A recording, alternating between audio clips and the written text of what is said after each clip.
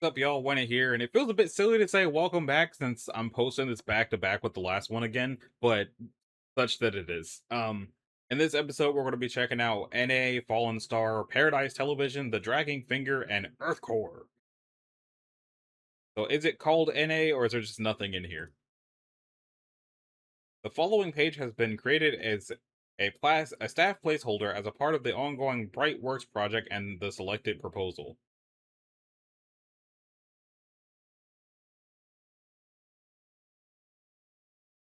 Okay, so it really is just gone. Okay, as of February the 26th. That's bogus. Alright, so next up is Fallen Star, I guess. It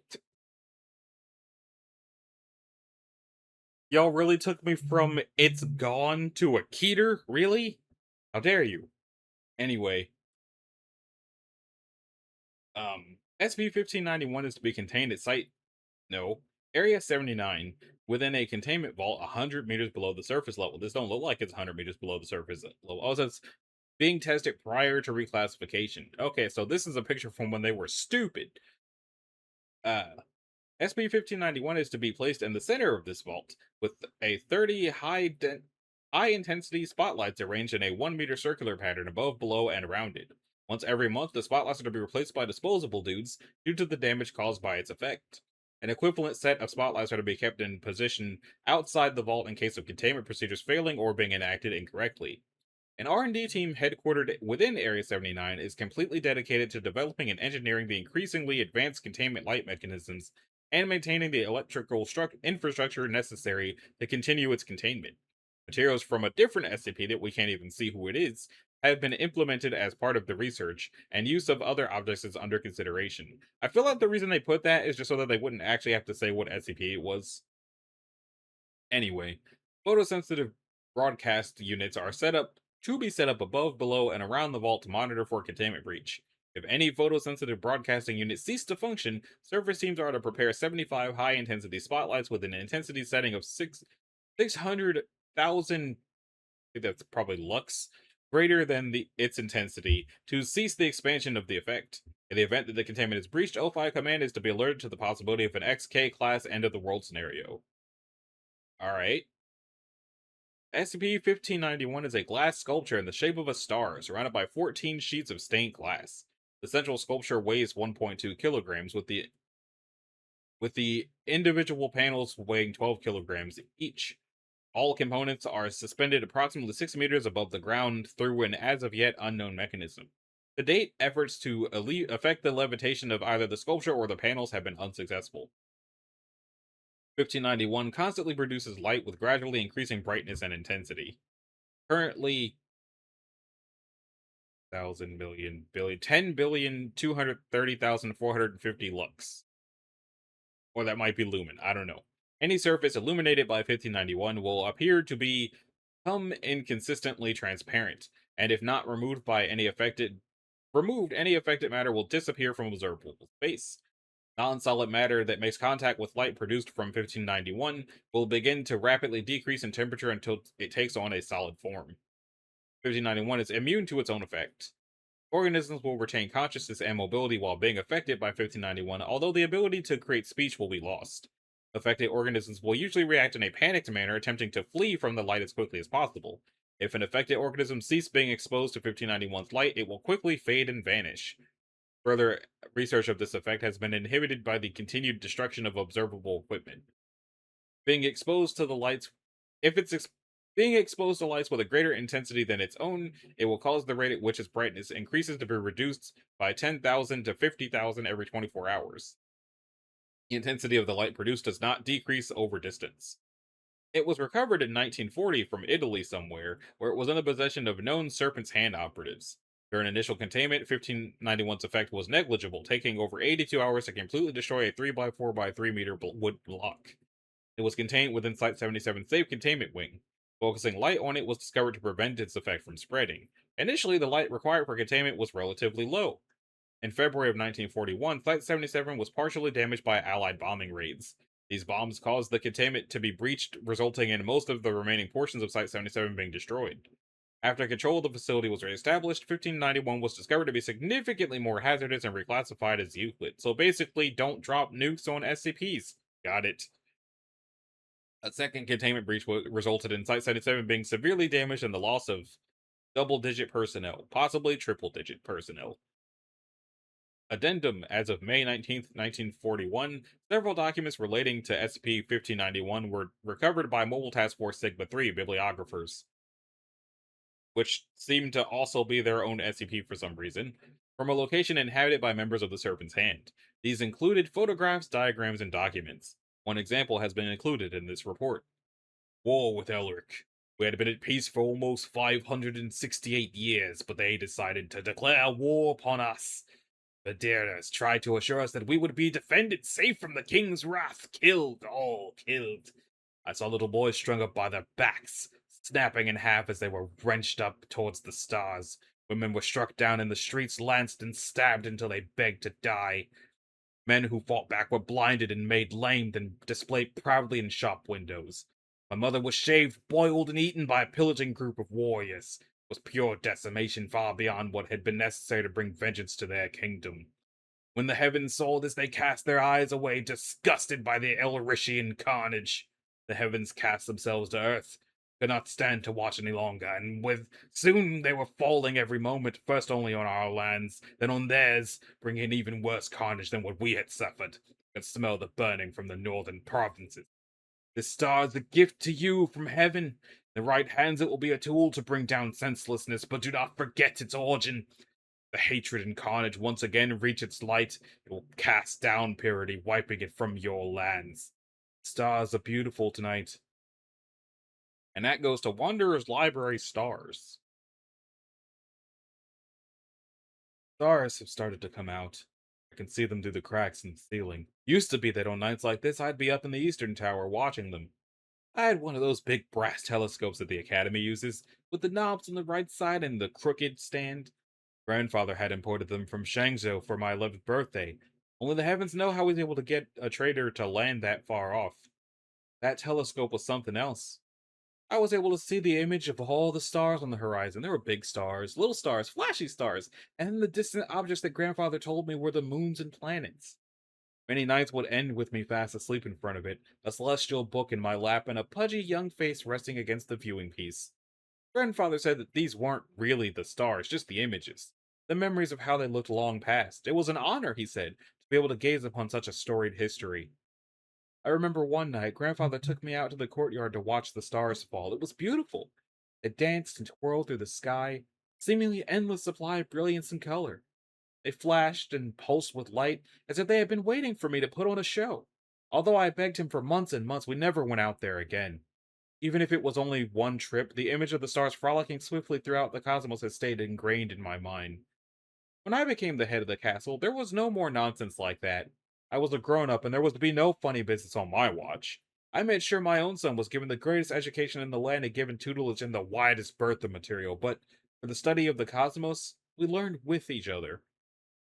He and I would crowd around that dusty old telescope, keeping close watch on the heavens and their constellations. I miss him now, more than ever. When he was lost to the family, the entire nation seemed to grieve. All my defenders went to search, and when he was found broken and still at the border, there were no words that could describe my grief. I was despairing, and in this state I demanded retribution. The defenders took up my banner. We attacked those we believed to have wronged us. We ravaged them with our hate, destroying every man, woman, and child. We felt justice had been done, but the heavens did not smile as we smote our enemy. When they saw us driving them from their lands and slaughtering them in greater number than had ever been seen, it was too much to bear. The heavens descended on us, first in small number, then greater. So many stars that I had once seen flitting about the vast frontiers came down to us, breaking everything we held. The flashing of light could be seen for many miles when they fell, and we found ourselves suffering a worse fate than our tormentors. I do not know why I have been spared. Perhaps to serve as a living legacy to the folly of my kingdom, or perhaps to bear witness to the end of a dynasty. When the times come, I will go to the tower one last time and look over the vast emptiness of the land I once ruled. The stars look beautiful tonight. And that swings back around to SCP 1591. So I guess in one direction, that's one of the stars that came down to punish that guy, and then from the other direction, it's explaining why he did what he did that required punishment from the heavens. Now it's time for some Paradise Television. Better not be another Keter, it's Euclid. So, all possible broadcasts of 1592 are to be intercepted and blocked from public viewing. Intercepted broadcasts are to be stored in Site Somewhere's video archive. Any civilians physically altered by the effects are to be brought into containment immediately, and any witnesses to these alterations are dosed with Class A amnestics. Viewing must be authorized by at least 3 personnel with level 3 clearance. It may only be shown to disposable dudes. Description: SCP-1592 is a television program entitled Paradise Television, which has demonstrated the capability to cause mental and physical abnormalities. It has the general format of a televangelist program, but discusses values and concepts unusual for such a program. The host of 1592 is a middle-aged Caucasian male who refers to himself as Pastor Harris. It consists of an as of yet unknown number of 15-minute broadcasts, all of which show Pastor Harris sitting on an armchair looking directly at the camera while delivering a sermon. When an individual watches a broadcast, they will become interested in the values and concepts it discusses, regardless of previous religious or moral orientations. Further viewing of 1592 will result in the individual gradually becoming obsessed with it and neglecting other social obligations in order to continue viewing it. Affected individuals will often record broadcasts and watch them multiple times. After the affected individual has viewed a number of broadcasts ranging from 20 to 30, physical alteration will begin. This takes place over a period of 1 to 2 weeks. If the victim stopped watching during this period, those alterations will cease, but any alterations already caused will remain. Initial physical alterations include the growth of additional sensory organs, eyes, noses, etc., on various parts of the body. Be not afraid. Pigment of the skin radically changing in color. Alteration of the vocal cords, preventing normal human speech. Elongation or shortening of the limbs. Fusion of body parts, fingers, toes, etc. Growth of non-human extremities, mandibles, pincers, etc. Later alterations often involve morphing of the body into non-humanoid forms, usually resulting in immobility. It is unknown if the victim is aware at this point, as none have responded to attempts at communication. And then there's an interview log. Interviewer, Doctor somebody. Interviewing Doctor, disposable dude 20,122. Uh, they had watched 22 videos at the time of interview. Severe elongation of the left arm and left leg were present. Alterations to the structure of the mouth resulted in some difficulty speaking. Hello, D2122. Hello, Doctor. What time is it? It's 5 minutes past 6. Why? Nothing. It's just the unusual. Usually when we have the test, where I watch the videos and write down what they say. I'm sure that can wait a while longer. The tapes aren't going anywhere. No, no, I need to watch them now so I know what he has to say. If you just calm down, we can finish this interview and proceed with the test. How do you feel about your physical alterations? Well, I was worried at first, but it's like what Pastor Harris says on the video. It's so we can share his pain, isn't it? Still hurts though when my bones change. And why are you so interested in what Pastor Harris is saying? I don't really know what it is about it. It's just right, It's like it all feels right. So are you happy with the effects upon you? Very. Closing statement. The final alteration began 1 week after this interview. Sermon excerpts. The following are transcribed records of the broadcasts by disposable dudes who were assigned to view them. What is wrong with the generation of today? They don't understand sacrifice, haven't felt his gaze on their skin. I hope that my viewers understand sacrifice. I pray to him for that every night. For you, for your souls. If you have a pet, it will play its part. You will share his hunger in the coming days, and the pet will sacrifice for you. If you don't have one to sacrifice and suffer for you, worry not, my children, worry not, for he will provide. I have a message from a faithful child here from Jenny in Colorado. She watches his word every night and the carapace is growing. Jenny writes, Pastor Harris, sometimes I scream from the pain he gives me. I cannot feel my legs. Jenny, if I may address you for a moment, what you are feeling is the pain that he too has suffered for us in the black. You are one of the faithful, Jenny, and so you are worthy to take his image. This pain is simply sacrifice, as he has sacrificed for you. Stay strong, Jenny. I've stood in the ashes of society and walked through the bones of dead planets. Have you seen these things? Has he seen fit to grant you these pleasures? Not yet! But the form is changing. Perhaps you slide along the floor like a slug, or drag yourself along the floor as an indecipherable. Soon his eyes will wrinkle in benevolence at you. In faithfulness, you will find reward. In sanctity, you will find his image. He has many faces and many maws, and they look down upon you, judging, waiting, loving. Good night. Pastor Harrison lost his damn mind. But next up is the dragging finger. It's safe. I guess it might be literally a finger then. All right.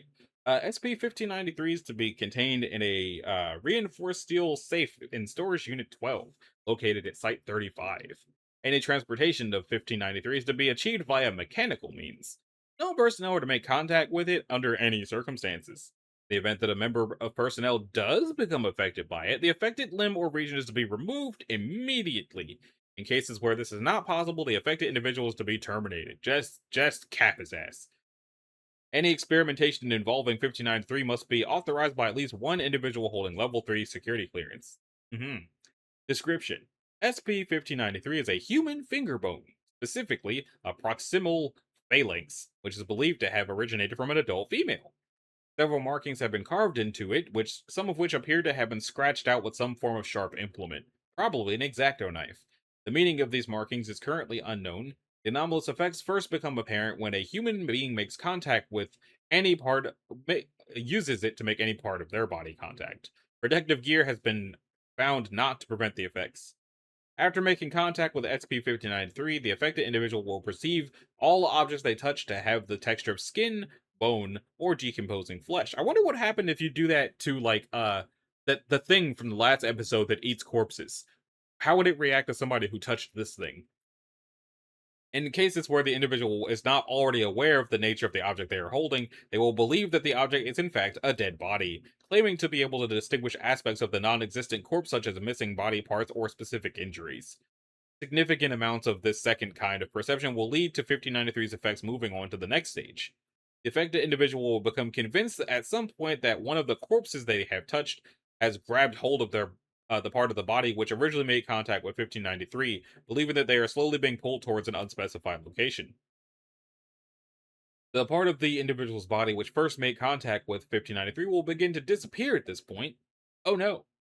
Despite its absence, the affected individual will suffer no physical discomfort as blood will flow in as if the affected region was still present, and the individual will report that they are still able to feel it.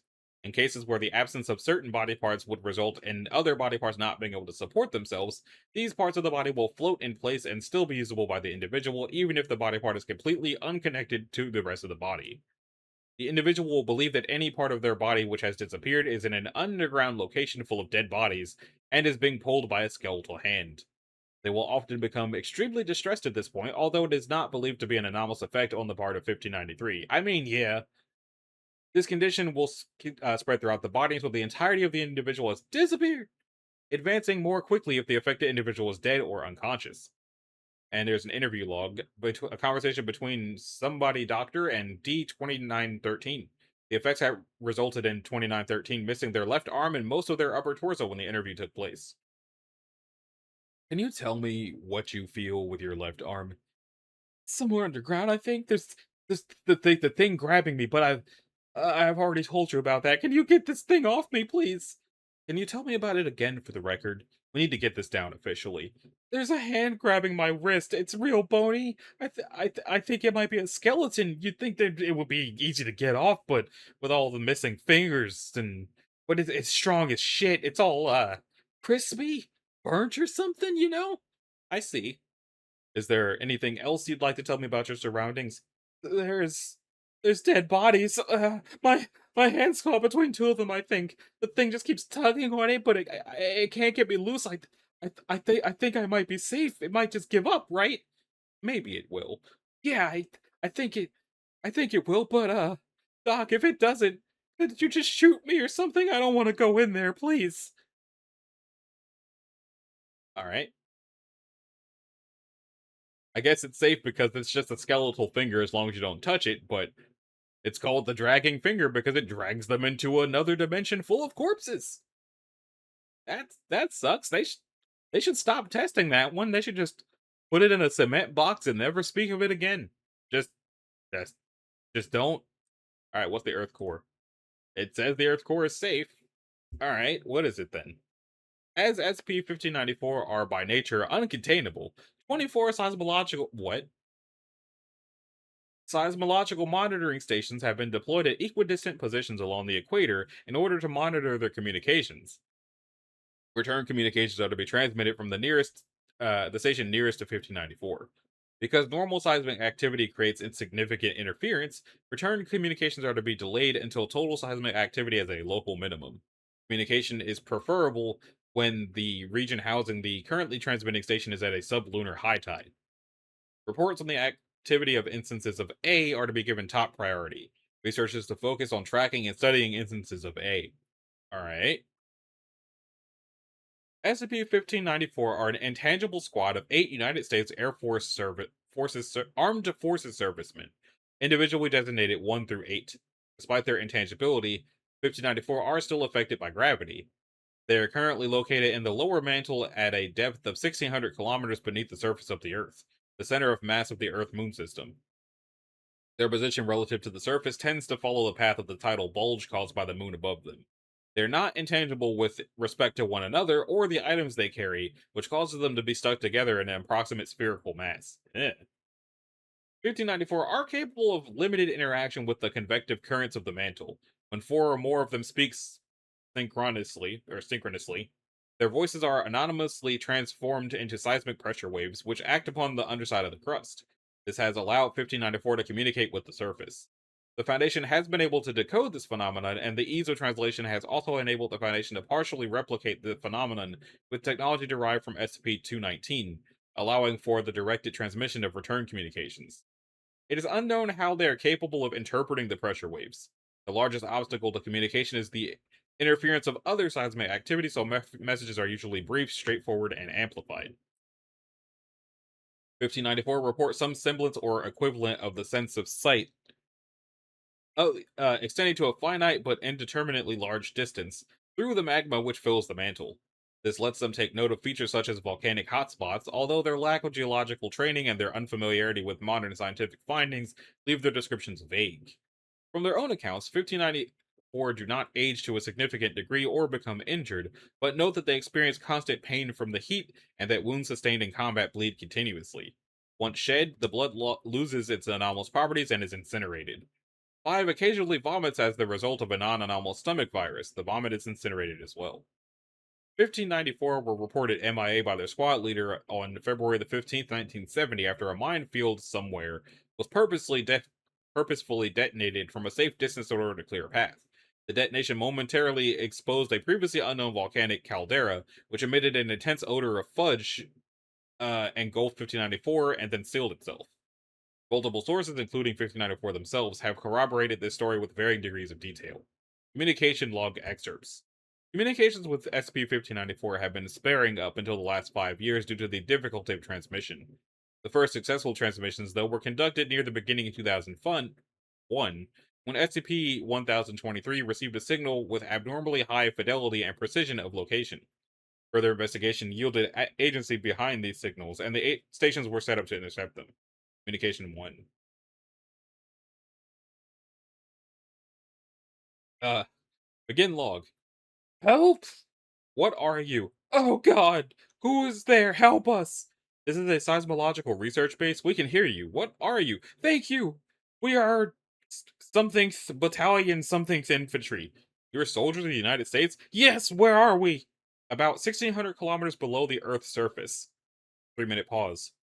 Where? The lower mantle, currently under Ecuador. You are inside the Earth. We must be dead. For what reason do you believe that? Help us! Causes are thought to be a combination of interference and the individual members conferring with each other. Okay? Help? Help us? Are you there? Yes. Any changing condition? Yes. Wilgard and Roy saw something. Saw what? Big gray beast. Elaborate. Like interference. Spaghetti noodle. How large? Not sure. Too far away. Maybe 20 feet? Anything else? Yin keeps puking. We can't do anything about that. Research is to commence into the objects seen by 2 and 4. We see them again! The noodle. 10 of them! Elaborate. They're in a star, face to face. 30, 30 feet by 5 feet, round and wet. Wet. Slime coated, smells like fudge. White eyes and stripes on sides. Mouths with lips. Hostile? Yes, not fast enough to catch up. The creatures seen have been designated A. That seem to be the things that brought them down there. A? How long has it been since then? That was February. This is 4 years later. Hundreds of noodles here, thousands. You're currently under the Pacific Ocean. What are they doing? Attacking! They went through us. Are they intangible as well? No, they swim in the magma. Are they doing anything else? Ramming into the crust. Confirmed on our end. What's happening? Holy shit, more people! People? How many? 20! They're being eaten! By the instances of A? Yes, wait, hold on. Not eaten. Used as lube. Seismic activity was noted in several Pacific islands at around the time of this communication. No missing persons yet known. Is this the same day? 2 days later. Help us! What is happening? Help! What is the nature of the emergency? Hell! Worm fuck! No further communication for 3 years. Hell! Hell!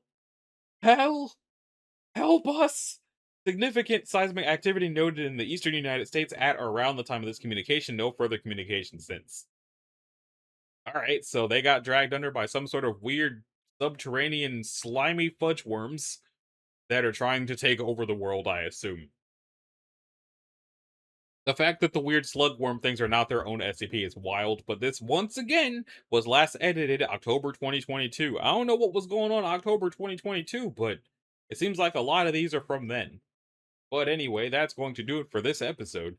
In the next one, we're going to be finishing the 1500s. I haven't quite decided how I'm going to handle the 1600s yet. If I want to be insane, the 1600s in their entirety might be one episode. But I don't know how long that would be. So I'll think about it. Give me some input if you have any. But next time we're going to be checking Out of Time, House Fire, a security blanket, unforeseen setbacks, and a broken spy bot. If you like this video, a like and a subscribe will be groovy. If you want to click the bell, you can do that as well so that you're notified of future uploads. And I'll see y'all in the next one. Later!